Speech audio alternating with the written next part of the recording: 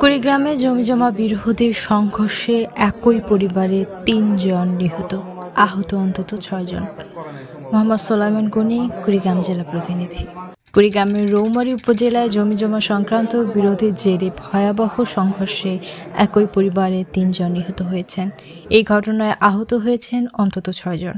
বৃহস্পতিবার ২৪ জুলাই দুপুরে উপজেলার রৌমারী সদর ইউনিয়নের সীমান্তবর্তী ভুন্দুচর গ্রামে এই মর্মান্তিক ঘটনা ঘটে।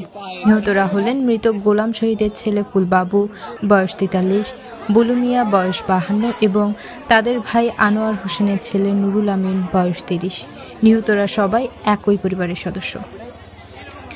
পুলিশ ও স্থানীয় সূত্র জানায়, উপজেলার জিঞ্জিরাম ও কালো নদী দ্বারা বিচ্ছিন্ন সীমান্তবর্তী ভুন্দুচর গ্রামে শহীদুল ইসলামপন্থী একটি গোষ্ঠী এবং প্রতিবেশী রব্বানীপন্থী অপর একটি গোষ্ঠীর মধ্যে জমি দখল নিয়ে দীর্ঘদিন ধরে বিরোধ চলছিল। এই বিরোধকে কেন্দ্র করে বৃহস্পতিবার দুপুরে উভয় পক্ষে দেশীয় অস্ত্র নিয়ে সংঘর্ষে জড়িয়ে পড়ে। সংঘর্ষে শহীদুল ইসলামপন্থীদের পক্ষে ৩ জন নিহত হন এবং উভয় পক্ষের অন্তত ৬ জন আহত হন। আহতদের রৌমারী উপজেলা স্বাস্থ্য কমপ্লেক্সে ভর্তি করা হয়েছে। গুরুতর আহত একজনকে ময়মনসিংহ মেডিকেল কলেজ হাসপাতালে পাঠানো হয়েছে।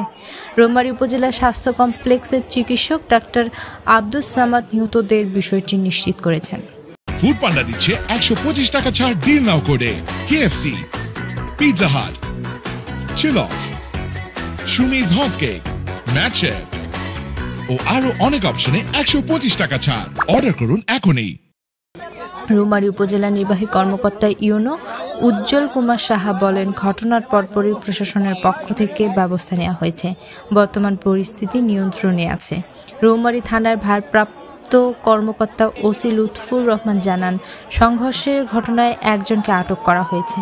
এলাকায় অতিরিক্ত পুলিশ মোতায়েন করা হয়েছে এবং ঘটনা তদন্ত অব্যাহত রয়েছে।